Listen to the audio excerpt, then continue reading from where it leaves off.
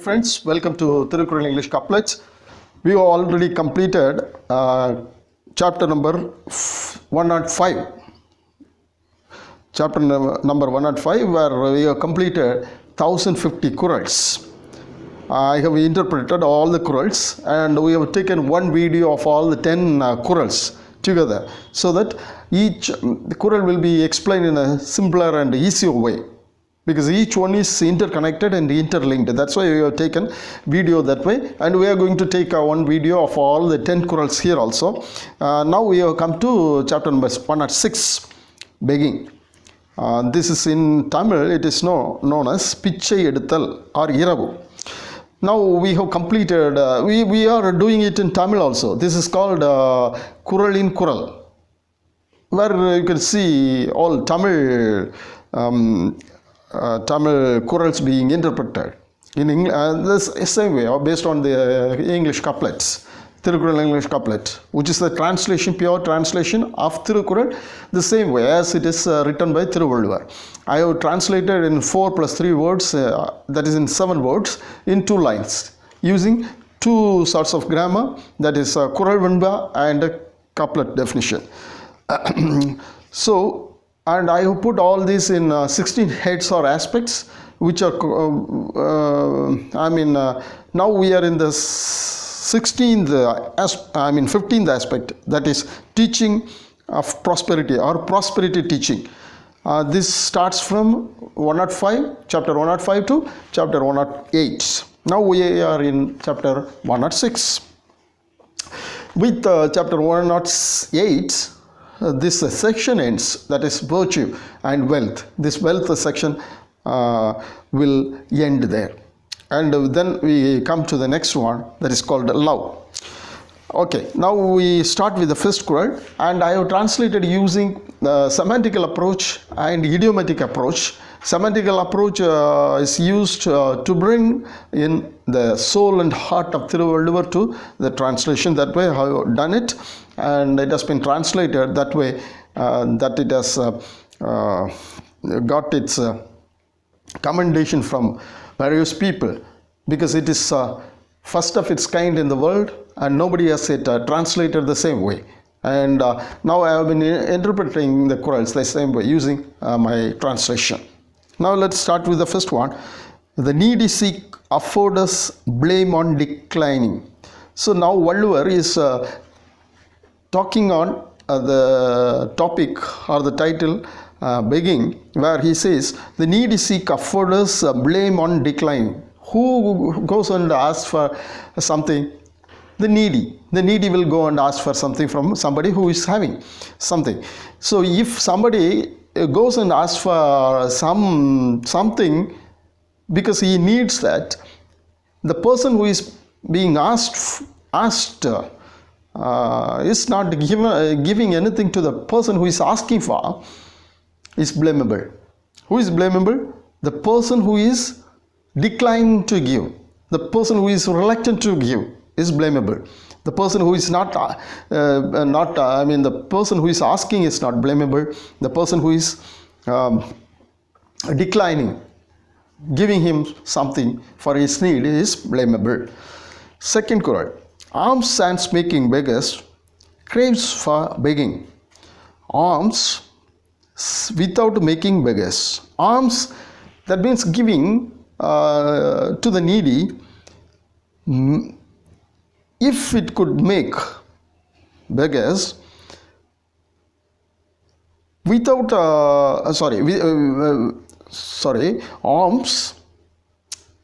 alms giving, if alms giving does not make beggars,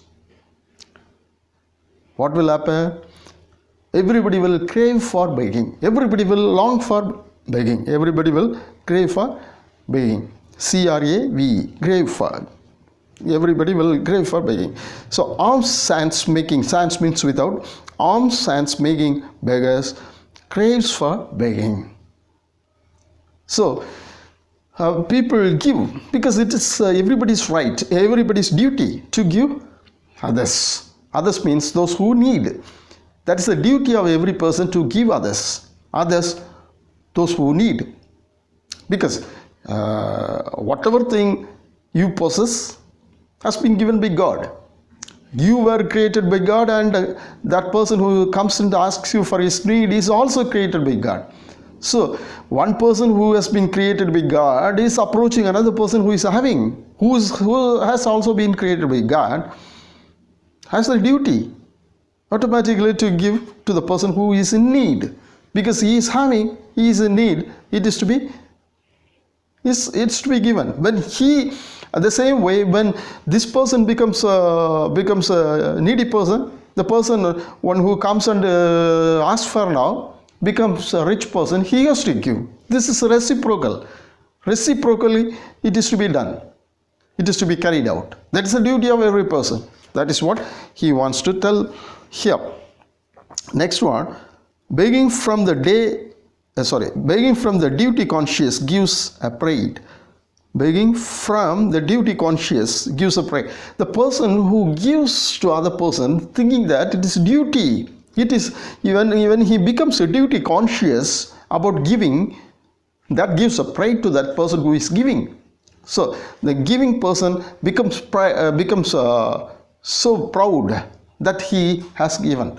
That pride is good pride, right? It is not he should not become a proud person saying that he has been giving to him. No, he takes that good pride that he has given. He has given. He is enjoying that. So that means that he would not disclose the fact to anybody. That pride. Fourth one, begging, almsgiving are alike. When duty consciousness awakes, begging, almsgiving are alike. See, both are alike. Which one? Going and asking for and giving. That means begging and almsgiving. Both are alike. There is no difference. When duty consciousness awake. If you have the duty consciousness, there is no difference between the beggars and the givers. Begging and almsgiving are alike when duty consciousness awakes. Next one, fifth one. World has good people, so has begging. World has good people.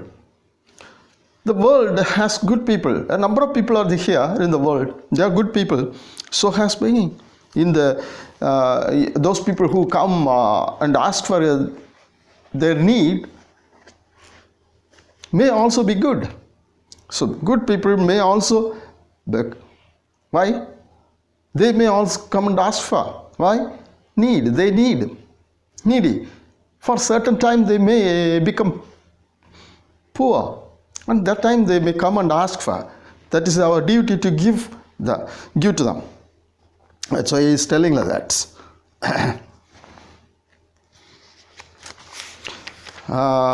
Why he says like this? Why he says like, as long as these beggars are there, these people who are philanthropists will enjoy the blessing out of it. If nobody is there, they won't give. They won't be the philanthropist. They won't be termed a philanthropist. That also we will come. Whatever is talking about that too in the quarrels to come. Okay. Now next one, sixth one. Evil of begging removes when refuses disappear. If the people who don't disappear, if the people who don't disappear, if the refuses disappear, when the refuses disappear, what will happen? When the refuses, that means a beggar is going and asking for something, begging something from somebody. The person who is asked for is not refusing. So the same way, refuses disappear, what will happen?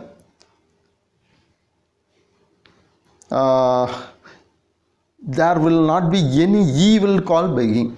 Begging is not an evil then. Because refuser, there is no refuser. Everybody is giving. Whenever asked for, given. So, this is not known as an evil. Right? Seventh one. Beggars delight when givers show kindness, courtesy. If the givers show kindness and courtesy, the people who beg, become delighted. Why? Because beggars will understand that these people have understood their duty. They have understood their duty. They have understood their duty and they are giving. So they will become delighted. They will not be unhappy. They will not feel any sorrow about it. They will not become sad. Next one, 8th one.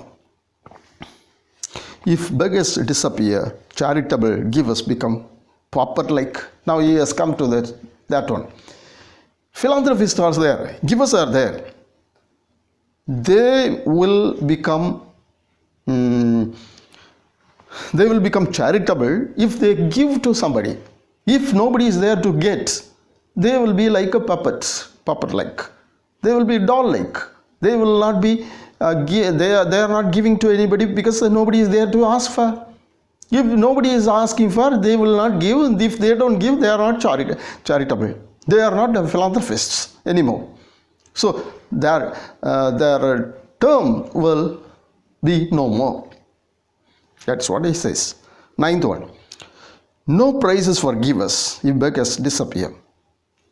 If beggars disappear, what will happen? If beggars go off, what will happen? No prizes for givers. There will not be any prizes for givers. Nobody will be prizing those people who are giving. Nobody will be prizing the philanthropist. Nobody will be there to admire the philanthropist. Nobody will be there to admire the charitability done. Nobody will be there to appreciate the charitable work extended. So that is what he wants to tell here. In the 10th Quran, he says, beggars should disdain anger, thinking givers strikes. Beggars should disdain. Disdain means dislike. Beggars should dislike anger. Beggars should not go and become angry because the person whom they asked for is not giving. Beggars should never become angry because of refusal. Beggars should dislike anger. That is why it said, beggars should disdain anger, thinking givers strikes. Strikes means difficulties. Sometimes somebody may look like a rich person, but he may have some straits. That is giver straits. You are going to asking for that, asking for something from that person because you are in need. But that person is also in need, but you don't know about it. So he is not able to give you. So you have to be very careful when you beg, when you ask for, that you should not get angry with that person because he is also in difficulties. He is also in straits. Straits means difficulties. He is also experiencing or encountering straits. So because of his straits, he is not able to give you. So you should not become angry. You should not be angry with that person. That is what he means. Thank you.